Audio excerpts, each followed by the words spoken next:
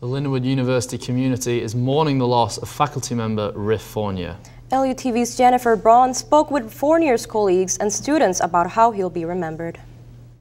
When the Lindenwood community heard the news of Rift Fournier's passing on Sunday, many shared their personal stories through social media. One thing is certain, he will be missed.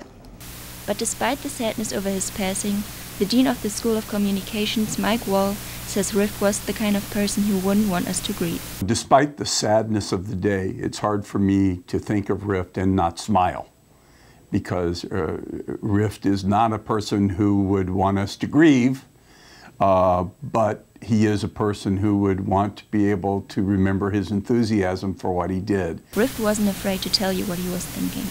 His directness is something many students appreciated. He wanted everything straightforward. He wasn't going to lie to you.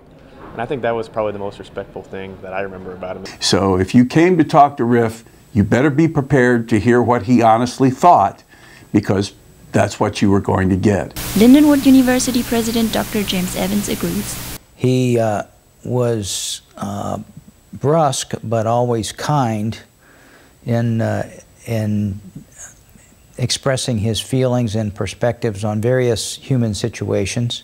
There was more than directness from which students could grow. Fournier was very successful as a writer, producer and director of Hollywood series and films.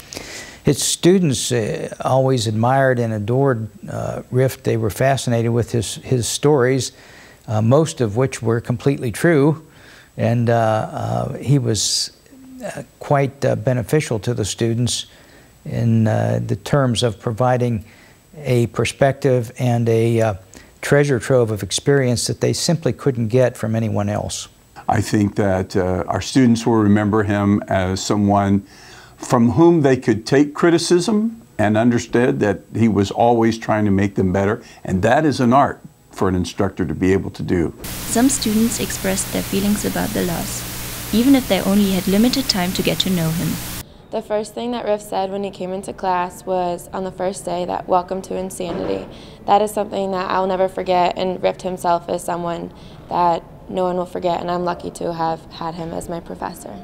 When stuff like this happens, like I said, you don't really know when or where it's going to happen, but you just appreciate knowing someone that great, even if it was for what feels like a second. Even in the last weeks of his life, Rift kept a positive attitude about life and his battle with cancer. He did phone me about 3 weeks ago and to inform me that his time was limited, but he wasn't going to accept chemotherapy. He wanted to live out the remainder of his life on his own terms, which is classical Rift Fournier.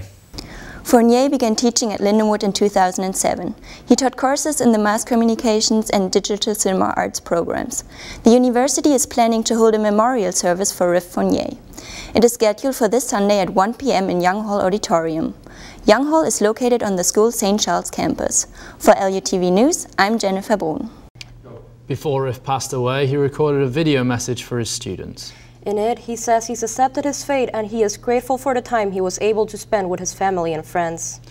In the 15-minute video, he also told students in his writing classes to write from the heart.